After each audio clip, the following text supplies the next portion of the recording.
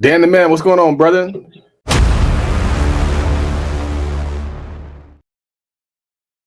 What's up? What's up? Long time. What part of the country are you in right now? I'm actually in California, but I'm going to Chicago Wednesday. So You were in Texas with the black shirt on, or yeah, Arizona? Arizona. That was from I took that video back in, I want to say April of this year, in March or April this year. Might have been May. I don't know. You been golfing lately? I have not been golfing. I need to go. I'm going out of town for like almost a week in Chicago. What's So in I do want Chicago? to family, and I'm meeting with having some business meetings over there. So it's a double whammy. How was the conference, man? Man, it was good. Fourth annual event. It's really cool to have stuff annually because if you don't do it, you never do it. But if you do it, if you make a decision to do it every year, you just show up. It's pretty cool, and the consistency is pretty cool. Where's it going to be next year? I think we're gonna do Corpus again. We really liked it. It was it's a very underrated city, and we spent time at the beach, so it's a part vacation for us. So might as well enjoy it. Honestly, I never even heard about Corpus Christi, Texas.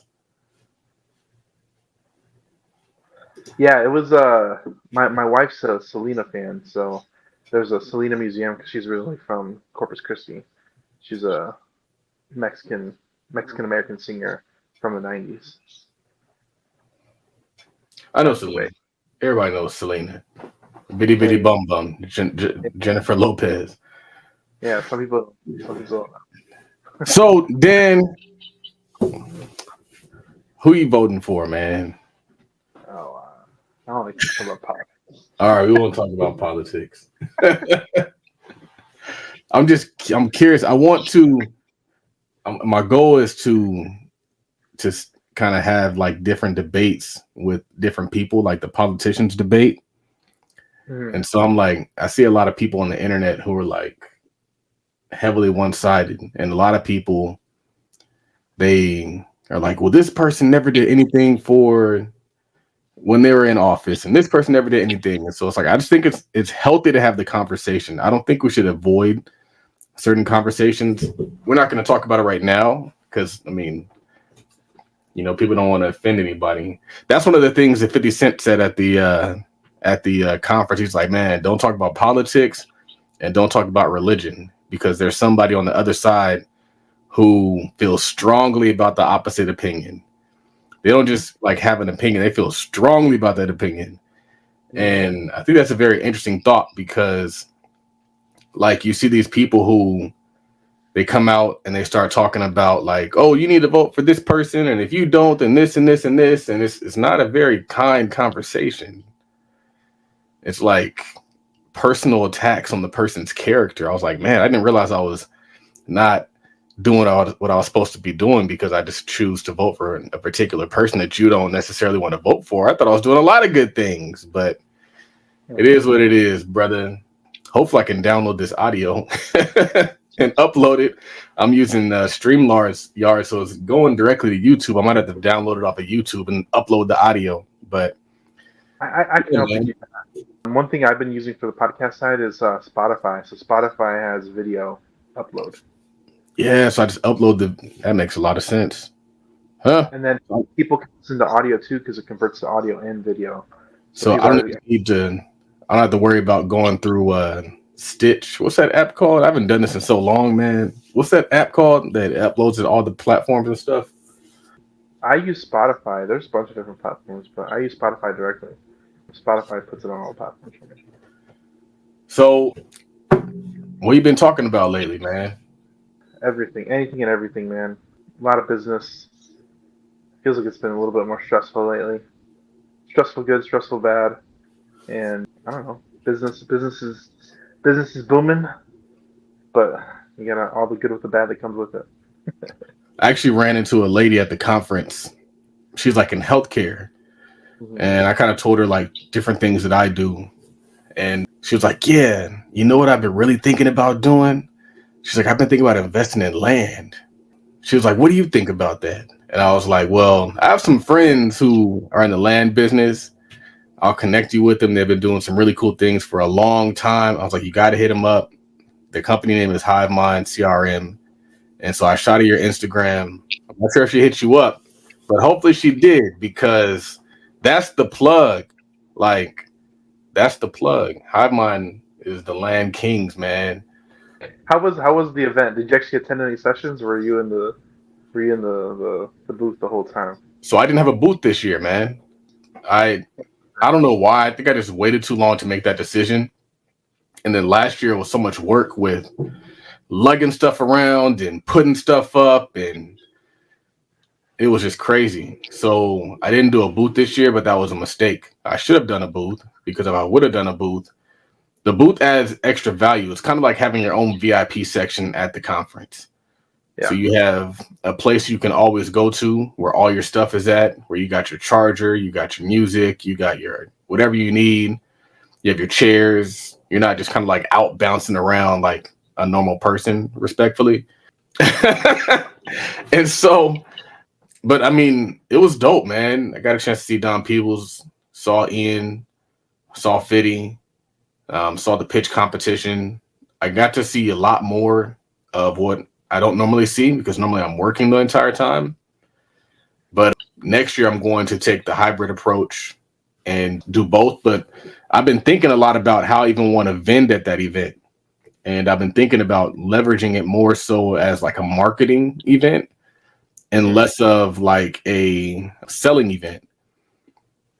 And so I was like, man, I make all these shirts. I could just give shirts away. I could just give cards away. I could just give people free access to my lead magnet, that kind of stuff. And just kind of trying to build and reach as many people there as possible with just like value, as opposed to trying to extract in that moment, because a lot of people aren't really there to spend. They're there to get information, and they've already spent to get that information. So to see it as an opportunity to kind of make money is not the best place. Some people do well. I mean, I think you can position it different ways. I've been thinking about like how I manage the merch, how I market the merch, and just kind of like putting up, like you don't put up all your inventory. You just put up like samples of the inventory. So we got these 10 shirts, shirt, and the inventory is in the back. You bring it out. It's already folded up. It's already wrapped up in that size.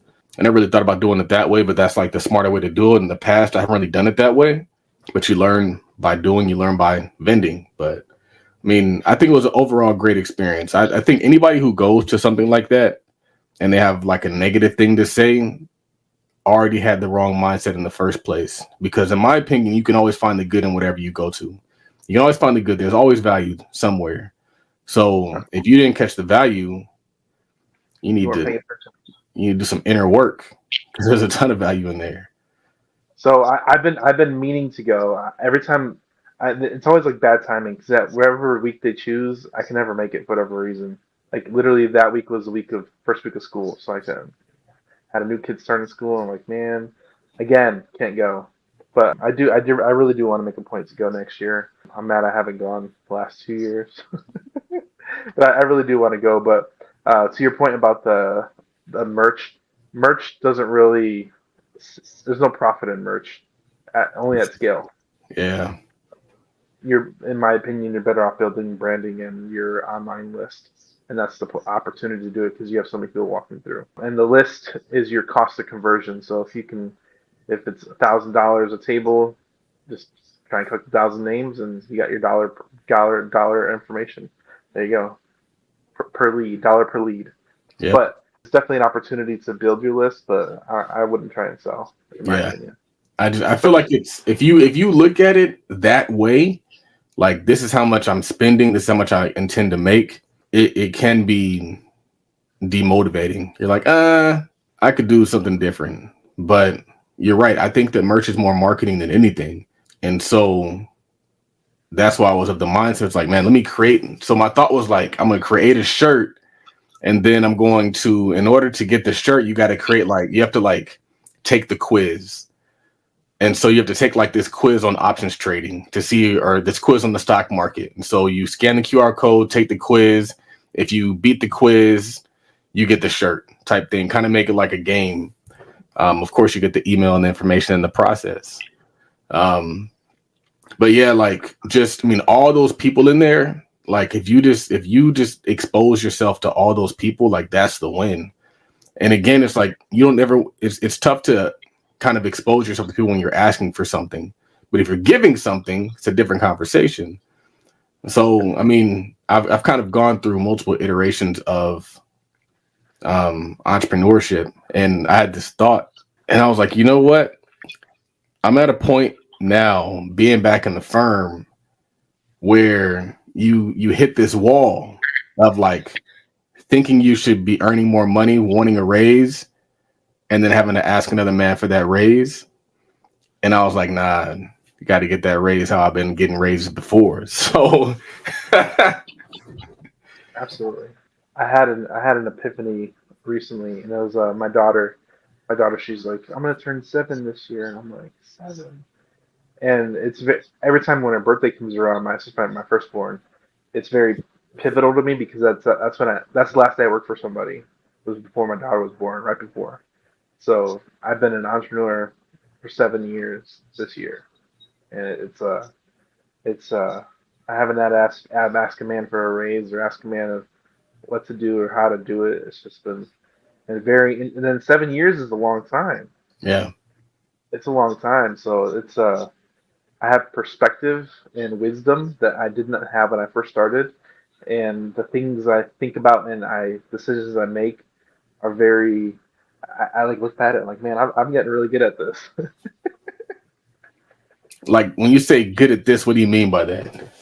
You get good at making decisions quickly. You get good at whatever your process is. If you've been doing it for a long time, you get good at it, Yeah, and it becomes very reflexive. And then whenever you think about like what it took to get there, you're like, oh man, this has been a very interesting journey. So it's like every decision you make, especially if you've been doing something for so long, it's like, man, this is really working out, and it's really they can't take this away. They can't take away your experiences and knowledge away. yep. So you did tweet something. You said if you buy something from an ad, you're paying for the ad and profit. Oh yeah. Why'd you tweet that? I've been seeing not necessarily like a lot. I've been seeing a lot of like course sales, and it's not as bad as it was during COVID, but I still see it, and everybody's like, "Oh, why is it so expensive?" And you always see that, like, why would they charge that much? And it was on my mind, so I was just like, you're paying for the ad spend and the profit. So how much it costs to convert, that's what you're paying for. But that's why a lot of people don't run ads, because like a lot of entrepreneurs who don't run ads are only thinking from the perspective of profit without the ad spend. They're not adding the ad spend to the profit. Mm-hmm. And so for them, it's not profitable. At least they perceive it as not profitable. And so they're like, well, I just won't run ads. I'll just struggle. And this is one of the things that I tell my mom a lot in her business. I'm like, your rates have to reflect you not doing the work. So if you were only pricing it as if you're doing the work and now you try to farm it out to somebody, it becomes unprofitable. And then you get stuck doing the work. However, if you price it at an extra 30-40%, now you can pay somebody to do it. You still make the same profit. You don't do the work. The hard dogs, that's all they do. And that's every business that you should be getting into should be, how do I, because that's not even a business. That's just a job. And I think that we got to really be 100%. Like if you have a business that requires you, I'm not going to call it a business. If you have an enterprise and that enterprise requires you to show up and do everything, otherwise you don't get paid, you do not have a business. Yep. By definition, you do not have a business. You can tell people you got a business, but you don't. You have a job. And when you really start to understand what they're talking about, it's liberating. Like that's what they're talking about. Like, all right, I have all these pieces I have to put in place, but not just put the pieces in place. You got to build out the pricing so that it can justify all of that. And that's what a lot of people are missing. Their pricing is as if they're doing it. You go to these firms. I've given this example multiple times. These firms will bill out an attorney at $450 an hour and then pay them $150 an hour. Your pricing has to reflect the enterprise and the business and the profit margin, because they're also factoring in the advertising. They're also factoring in the marketing and the accounting and all that stuff, graphic design. No, 100%. I had a conversation with somebody recently, and they're trying to contact me, and I've gotten to the point where I have people in place to kind of handle certain things, and I had like a reflection moment, like, hey, I need you to go through this person. Do you know why I need you to go through this person? I need you to go through this person because that is their job, and they get paid for handling that duty. If I were to do it, I'm stealing from my employees. So you need to go through them to do it, and they'll get it done for you. It's not my job. Right. And that was a reflection moment I had where I'm like, you need to go through the process. It is what it is. I'm not that person you need to speak with. Yes, I am a person to speak with, but when it comes to certain things, I don't do that.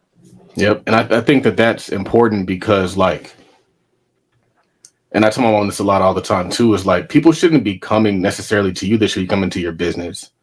Yep. Like, you don't go to Amazon and be like, I'm just here to see Jeff. Where's Jeff at? Get Jeff on the phone, man. It's like, no. And I think that, like, if your business, like, what they really want is the outcome. They don't need the outcome to come through you. They need the outcome. So I think that that's something that a lot of people don't understand when they're approaching a small business. And I make this mistake. Like, there's a restaurant in Watts, and I went there because I had to go down there to meet a client. And so I pulled up and I called the owner. I was like, hey, I'm here. She didn't pick up the phone. She did not pick up that phone. And that's kind of the way it should be. It's like, and that's where I want even this to get to. I'm thinking, like, man, I have to put things in place such that so I was going to hire a VA to just run everything. Just keep promoting, keep sending emails, keep doing all these different things, even if I'm busy doing other stuff. The idea is the wealth generator, not necessarily me. I create the idea, I put the system in place, and then the system runs the enterprise. That's business. And so it shouldn't just be like, oh, what, did Charles show up? Did Charles get on the call? Did Charles do this? No, y'all not going to job me out. Like, don't job me out. Don't try to job my business. Y'all can't job my business. And part of that comes from creating a personal brand, which I'm trying to get away from.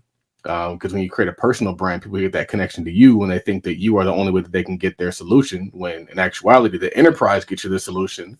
And the same thing with you. It's like your VAs and all the people you've trained and taught, and they specialize in doing that. They might actually be a better person to go through than you. Like, they're going to know more about that specific question than you would know. You know it from a higher level and you're off doing other things. But if they want somebody who's actually in the trenches and that's all they do every single day, it'd be better for them to go to them than to you. The other thing too is the time availability. My time has been consumed by other things that require my attention. So if you want me to do it, it'll never get done. Yeah. And then also, you're kind of like, just like you said, that you'll be robbing your employees. You would also be robbing your employees as well if you're not expanding. So it's like, if you're not out there getting them more opportunities, you're like robbing them two ways. Yeah. A lot of people don't understand the ramifications of having employees and everything that comes with that. You get the good, the bad, the ugly. Yes, you get to profit off the work, but you also have to be the marriage counselor. You also have to be their friend. You have to celebrate their birthday and let them go on vacation. You have to celebrate their life, and you have to be a person to them. And everybody just wants to, like, they want to be the person cracking the whip, and that's my employee, and it's not that type of relationship, especially in today's business. It's not to keep people for very long, especially if you use and abuse them. You have to pay people what they're worth, and you have to treat them nice. Treat them like a person. If you have a good vision, people will follow. If you have a big vision, a lot of people will follow. That's a bar. How have interest rates and inflation impacted your business? we're seeing a little bit of a little pullback right now. Personally, we're still selling stuff. It's taking a little bit longer. We're adjusting our prices. We get really good margins on our all of our properties. So we're really having to get properties and lower that price a little bit more. And we're digging a little bit deeper on current stuff that we're getting. But the stuff that we got previously that we're still working on, we're having to lower those prices. But that's one of the reasons why we're building that margin of safety. And we're really trying to protect our time and investor capital moving forward. But there's been a little bit of a stale, but it depends on what price point you're at. We had like 1 or 2 projects that were a little bit heavier priced, and those are the ones we're having difficulty moving. But generally, the stuff that's fairly priced and it's still very good product for that price point, we're still moving, and that stuff's still moving very well. It seems like you guys are mostly interested in buying and subdividing now. Whereas it seemed like before you were buying the entire parcel and then selling the entire parcel. Am I reading that correctly, or? We're doing a little bit of both. We've come into a lot more private capital recently, and the newer capital, they want better security, so we're having to find product. I always think of like a menu when you're in the real estate business and you're doing stuff like this. You have to like find the right property for the capital's needs, and that's the kind of business we're in. So we've been getting a lot of newer capital, so we're having to source single transactions and just do like a straight flip. They'll do those deals all day long. The subdividings are a little bit more risky because there's no security till we close, and we're having to use our older lenders that we have a lot more credibility with to do those type of transactions. But all that stuff is still going. I mean, we're still looking for bigger projects. Generally, what we look for is stuff $500,000 and up, and there's nobody playing in that space. So we're really digging deep and finding a lot of opportunities. We found like 2 opportunities we found 2 opportunities. One was 1 million and the other was 900,000 that are like a really good ROI, easy subdivide plays, and it's worth the effort that we have a longer timeline to move forward and move the transaction. But I'm excited. It's gonna be a good year. It's gonna be a good year. Hopefully, I know both transactions this year. I saw you guys doing a little bit of like buying and then like kind of putting some development into it. Are you guys doing anything like that right now? Yeah, we're doing a little bit of everything. We have a lot of projects going on. A lot of projects. We bought a 10-acre deal. We subdivided into 11 tracts, and we're putting mobile homes on it right now. I have another one, same thing. We bought 5.5 acres. Turned it into 11 tracts. We're putting mobile homes on it. So we're doing a little bit of like vertical construction or horizontal construction. I forget. We're doing a little bit of construction just to kind of feel it out and see if it makes sense to move forward doing it. As of right now, in our current perspective, probably not. But we're still hitting timelines, and we'll see if it makes sense after we finish these projects. But we're dabbling right now. We're experimenting on a couple of projects, doing some mobile homes. What's interesting is you don't have that many tweets. Everything that you do tweet is like promotional. Well, I mean, that's all automated. That's automated every day. There's a VA that runs that, and she posts it every day. There's 3 videos posted a day. That there's a dollar course post every day, and then there's a tweet about the mastermind every day. And I don't do that. That's just automation. It's automation in a VA. So I mix in and tweet about stuff that's pertinent to me, and like I jump on Twitter and I mostly comment. I don't tweet very often myself, but I comment on a lot of posts that on other people's posts, and you tell them to buy land. I tell them to buy land because it's I've seen so many people get hurt on houses, man, and it's one of those things where like I wish everybody knew what I knew, and I know nobody ever will. Do you think that real estate has become what it's become in terms of like physical, I guess, like residential real estate, I would say? Do you think it's become that way because so many people are kind of knowledgeable in the space that now they're trying to take advantage of situations? Like, and that I feel like it's not even in terms of like wholesalers, contractors, but even the tenants or even the squatters. Like these people just like everybody knows the game and they're just trying to find different ways to get over on the investor. I think it's the information age. The information age, double-edged sword. Information is readily available. People like us create content and we reach the masses, and then the masses consume it, and then Yeah. they get intrigued and they learn. They learn about tenant law. They learn about state friendly squatter rights, and then you have to deal with that stuff.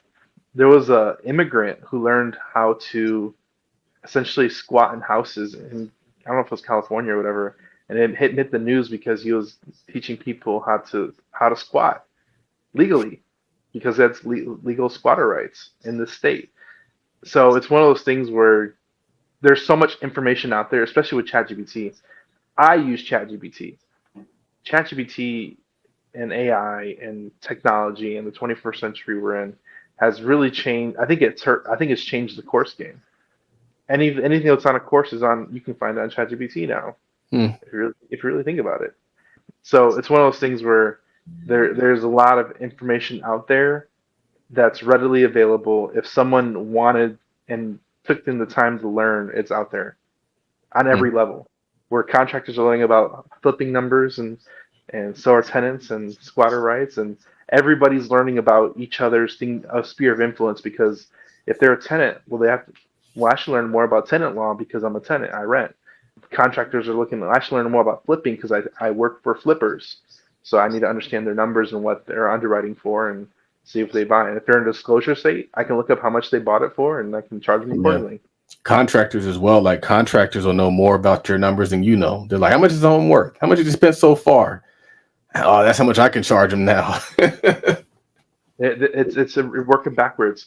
Everybody's learning how to arbitrage in their own way, and it's a good and it's a bad thing. And I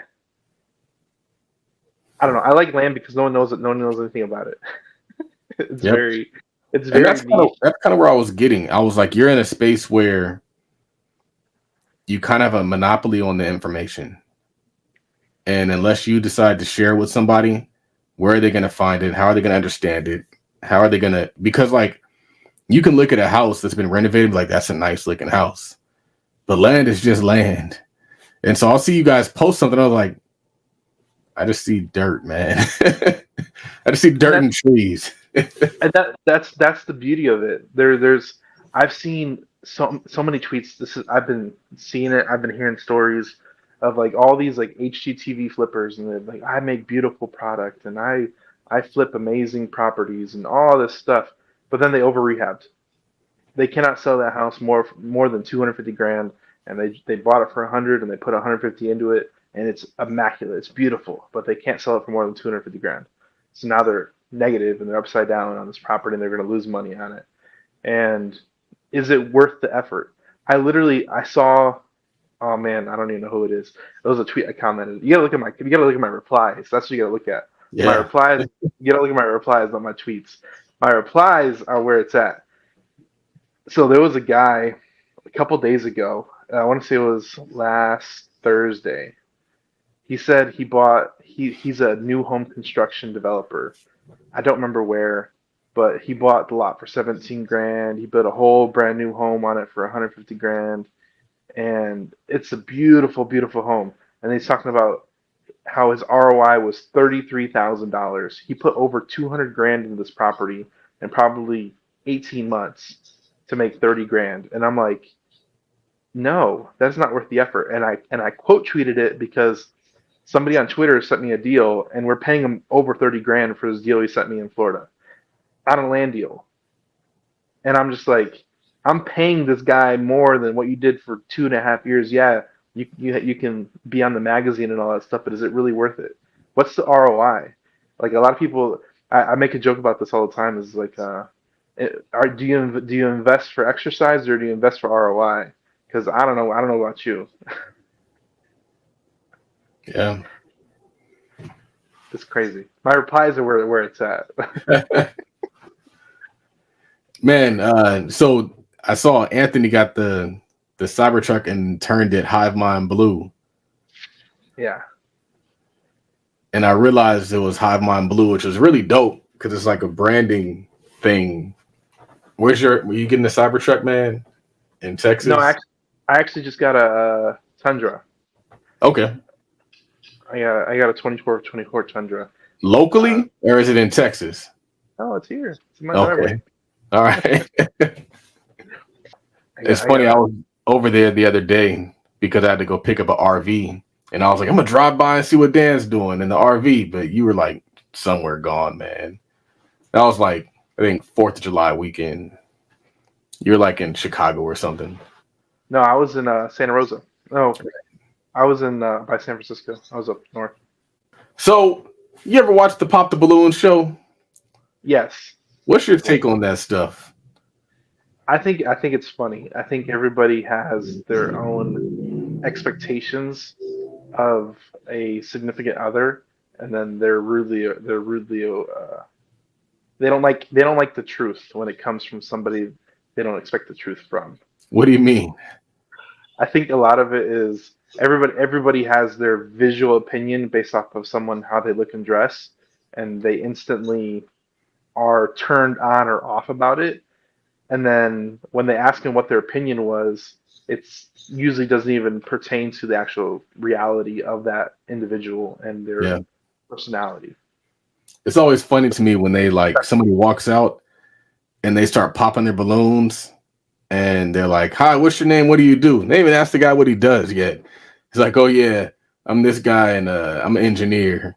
I was like, "That's crazy," because if you think about it, like they say they want something, but they're really going for the aesthetic. So it's like really they want like the aesthetic to match the job title, when really it's the job title that matters more than anything, or the career that matters. I think it's just immaturity. I think it's immaturity on a lot of people's standpoint. They don't understand what they really want and what it takes to get there. So they have this false perception. What do you mean by that? Like I think there was the one he was like an entrepreneur or something, and he wanted a certain type of woman, and he was really muscular. That guy, I think he tweeted him the other. It was Yeah. from a few weeks ago, and he wanted us. It's like you don't even qualify. Like he was talking smack, and it's one of those things. I think high level men they they have they have variety and they can pick or choose, and a lot of women don't. They like it to an extent, but they're side chick number four. I think the funniest thing to me is that a lot of people go on the internet and they complain about dating, or they complain about not being able to find somebody. And then you go watch this show and you see people just disqualify people for the most menial things that aren't even that important, things that you can work through, things that in the grand scheme of things, like you told somebody who had a lot going for himself that because his shoes were dirty or because whatever, he was carrying a bag that you didn't like, that you're popping your balloon. Like, people out there who are single are making a conscious decision to just reject everything because nothing is ever good enough. And so I only shared it because there are options out there that are good for a lot of people. I think the only difference is, have you committed to the idea of being in a relationship, or are you only committed to the idea of being in the dream relationship? And so if you are conditioning your life based on the dream, you're probably going to be very disappointed. Like when I started applying to law school, I applied to Stanford, I applied to USC, and I didn't get in. I went to the law school that I could get into. And so a lot of people, they're like, well, if I just can't get into Stanford or USC, I'm just not going to go to law school. I'm like, okay, that doesn't make much sense. You can still be a lawyer. You can still, a lot of people end up investing how they invest because they couldn't invest where they wanted to invest. So they invested where they could invest, and it still panned out and it still worked out. So, I mean, I just think it's funny because it illustrates to me that these people are so wise in their relationship standards and the relationship requirements, but really they're actually not that smart at all. Because if you understood it, you would understand that, like, y'all are walking over a lot of quality people over dumb stuff. And I think it just highlights that, and I just laughed the whole time. I think people that want to date and want to find their significant other, they need to understand marketing. And us as business people talk about marketing all the time, but it really is marketing. If you don't want what you're looking for, stop going to where they hang out. If you want a smart women or smart man, go to college. Hang out by universities. Go to college towns. Like you go to that environment and you're gonna find that result. So I have a new partner who actually found me on Twitter. Twitter is an amazing resource if you use it properly. He found me on Twitter. We're partnering on a development project in Texas. We're working on it right now. We're actually talking to the city. One of my employees is going to talk to the city Wednesday morning. But he was talking about how he was recruited by a hedge fund, and the hedge fund he went to Ivy League college. I can't remember which one, but he was recruited at the job fair from the college. So these high high level businesses, they find high level talent from high level colleges. What who knew? Who knew you'd find high level people at high level colleges that are good employees?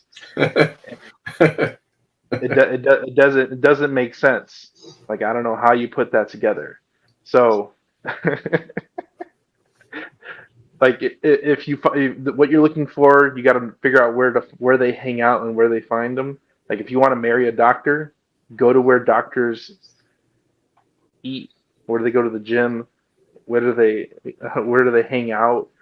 Where go to doctors conferences that meet up in the area? Like that's where you're gonna meet that But right person.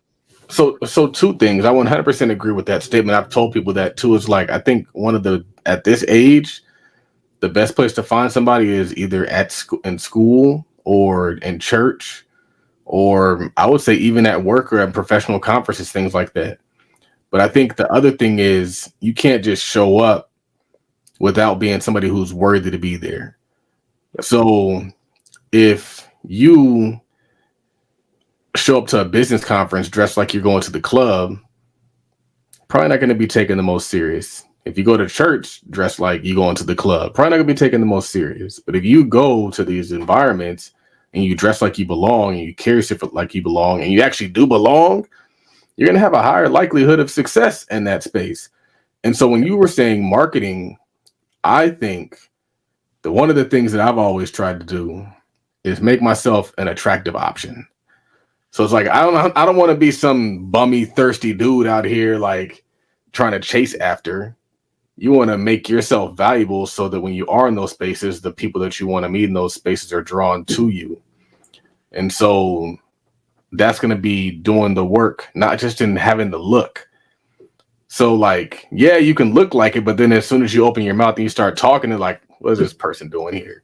So it's like you got to also be qualified. You got to be qualified. Like you have to like when we were in college and like there would be girls that would come up there who weren't in college. Nobody took them girls seriously. They were just like hanging out with like their cousin who went to college. Like, all right, whatever. Like there's a difference. And a lot of times that difference isn't even just the mindset, it translates into the background and how they're raised. Because people in those environments usually have the similar upbringing. And if you have a similar upbringing, you're probably going to have a lot more in common that's going to lead to a relationship outside of just how you look and how much money you have. People have been trying to do that and it's not working. The chasing somebody based on how they look does not work. Chasing based on somebody based off of what they can buy you does not work. It's a lot of folks out here that are heavily disappointed, and that's been their standards and their requirements for a very long time. It's more to it. It's deeper than that. And that's not a bad thing because the relationship is going to pull a lot out of you. And if you don't got a lot inside of you, it's going to be exposed real quick. I agree. I think you have to prepare yourself to be in a relationship. I think a lot of people are mature and they're not ready for that relationship. I hear people, friends of mine, that are having babies because they're ready for a baby, and my boyfriend loves me, and I'm like, okay, you're gonna realize that decision and the ramifications of that decision pretty soon and pretty quickly. And it goes the other way too, where you have to give yourself grace and allow yourself to grow into that position. I think a lot of my wife was more mature than me when I first met her, Is she and still more mature than you? I don't know. I think I you don't know. caught up to her. I I don't know. I think I definitely have more business acumen, but she still has her gifts that she can read. She can read between the lines very well, more than I have, more than I ever could, and she still can. So I think she has like high emotional intelligence, and it's a lot more than mine. So I do leverage that emotional intelligence. But one thing she told me this recently is that she saw potential in me, and I knew when from my perspective she had something I didn't, and I know I needed that part of whatever she had, and it was a gamble that worked out. And like I said, we've been married for 8 years, been together almost 11 years, and I'm 32, so we've been with each other for a long time. And now that now that I have kids, I want to make sure my kids go to that same environment where most of the kids in my school are two-parent households.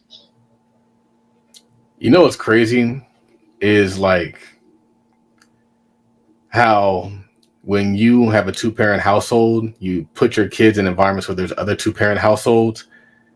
And so the two-parent household isn't even truly an advantage in that space. Like you got to go even harder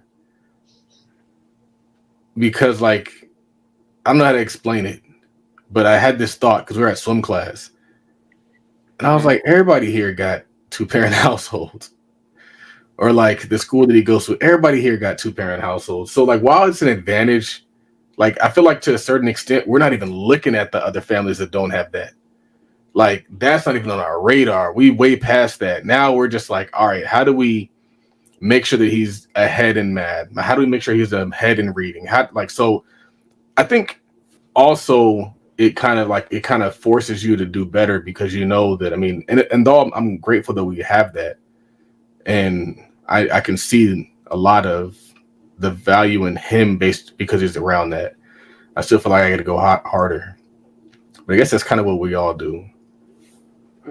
And I think it's the environment. Like most people don't have that. They don't have that experience, or they can't have that experience for whatever reason. And by all means, I think when you put your kid in that standard, they have to rise above. Everybody's the kids in my school. They're like in gymnastics and all tennis and tennis camp and all these different things, and it's it's very interesting to see. But I'm like, this is where Olympic athletes come from. Like Yeah. they come from these type of schools, and math and chess wizards and all this stuff. They come from these type of schools because of the environment around them forces them to become better. And Which then that's makes your kids become better because now their peers are doing those things. And so absolutely. now they're like, well, I want to do that too. Like, I want to, you know, like, are your kids bringing things like that to you yet? I haven't noticed any of that yet. Okay. They're still very young. I haven't noticed any of that, but the school dynamic, it's been really cool. I don't know. I'm excited. I have one kid at home now. Oh, so two are in school. Two are in school now. Got it. So I don't know. I've been having babies in my life for a long time, so I have two in school and one at home.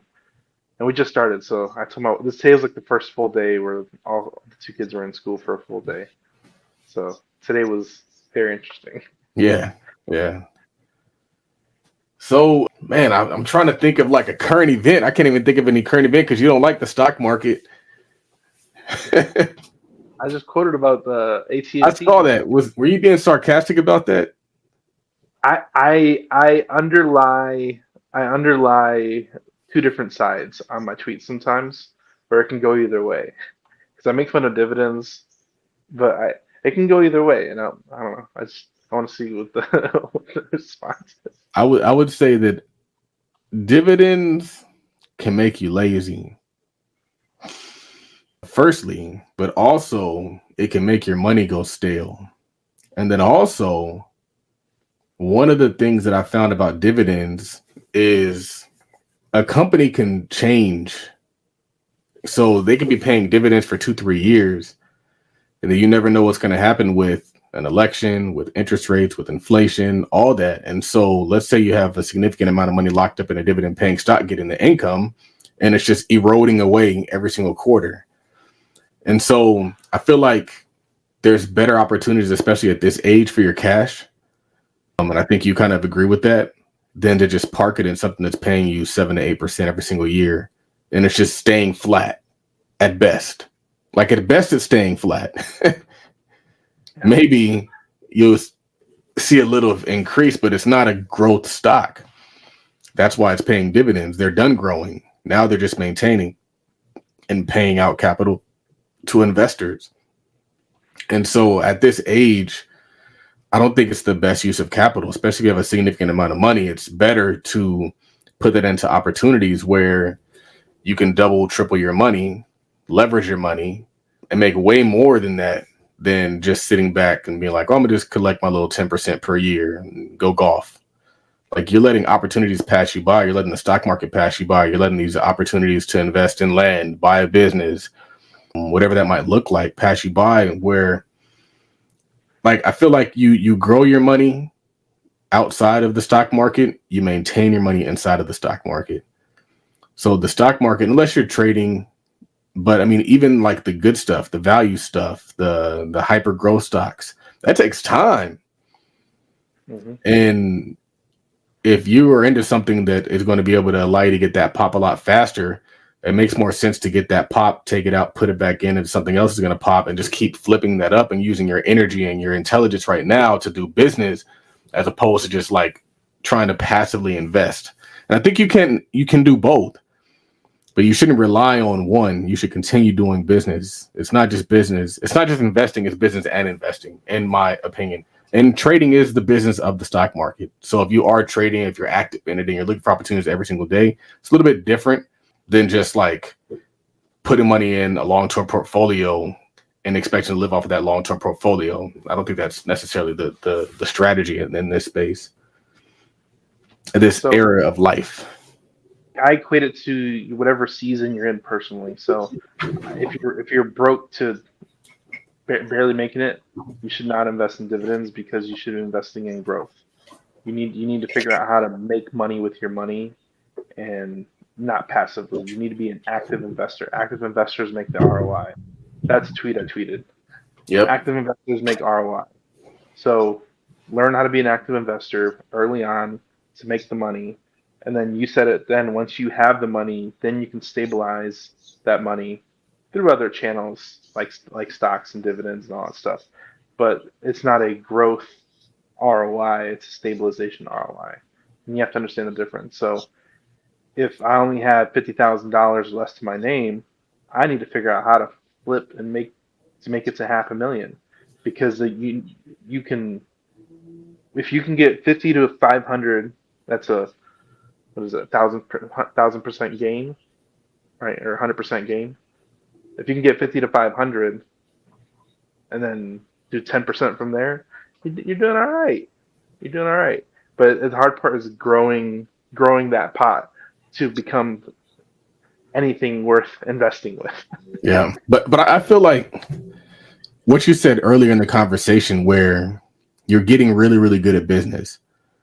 And so the reason why that's important is because when you go long-term stock market investing, the thought process stops once you put it in the market. Mm-hmm. You figure out what you're going to buy, you put it in there, and then you wait. Whereas if you take that same cash, you get busy, you start looking for opportunities, you're constantly thinking. And as you're thinking, you're growing. And as you're growing, you're finding new opportunities in the market. You're finding new things that you could spin off, new ways to do something that you were doing last year. And so, like, yeah, I think it's cool to be able to have the luxury of to put it in there. I don't think that's the end all be all. I think that you have to constantly be looking for new opportunities, just because of the options that come from the opportunities, and because the knowledge and wisdom that you're going to gain, that's going to allow you to make way more than if you were to put that cash into NVIDIA and then call it a day. Like the thinking is the wealth. It's called, I tell people all the time, it's think and grow rich. It's not buy a stock once and wait and grow rich. He didn't never say that in the book. He said, think. The wealth is in your thoughts. The thing that you get, the money you guys make comes from your thoughts. You guys take the land and you apply knowledge to it, and that creates the opportunity. The reason why it's an opportunity for you, but it's not an opportunity for other people, is because they didn't put the thought to it. All they see is land. They don't know the strategy. They don't know the potential exits. The value that you guys add is the wisdom and the knowledge. And that comes by doing. Yeah. I always see the people in the stock market chasing the tops, and they don't even know where the top is. You have no idea. You're volatile to whatever who's in office. Like I don't want to invest in a space where the dude sneezes and I lose 10%. Yeah, exactly. Some dude writes an article and now you're down 20K. Like, what the heck? That's crazy. And that's the volatility you deal with whenever you're heavily invested in that space. Like, there was somebody tweeted the other day. It might have been yesterday. They're like, "Oh, I bought these stocks and it's doubled since 2020." And I'm like, I buy today 50 cents in the dollar, knowing what my exit is tomorrow. And it's pretty. It's not a sure thing, but it's pretty damn sure. Yeah. Yep. A lot of times you already know who's going to buy it and you know what they'll pay for it. So you know what your exit looks like. That's why wholesalers in a lot of instances make more money than even flippers. Mm-hmm. And then their ROI is so massive because they have no cash out of pocket. Mm-hmm. So, Absolutely. Well, I'm going to make sure I get this uploaded to different podcasts. We got to do this more. I'll have more topics. Because, I mean, the goal is to start just flooding the market again, going full 10X. You haven't recorded anything in a long time. Yeah, it's been like a year. Has it been that long? It feels like it. If I've done anything, it's probably been like off and on. I haven't recorded anything consistently for a long time, man. Like a long time. So, I'm honestly, on episode like 60. It's because of Joe Biden and Bidenomics. Oh man! But now we have hope. It ruined your production. hope that we can get a new economy, because this economy is trash. Anyway, brother, Daniel Hivemind CRM. The guy knows everything about land. He has a whole bunch of quality content that you can tap into, and he also has some paid content. I'm pretty sure they have mentorship. You can get the CRM. The brothers are doing good things, and they're people that you want to know in the land space. Anything from you, brother, before we head out? Go create. Go do something. Go make a difference. Make the world a better place.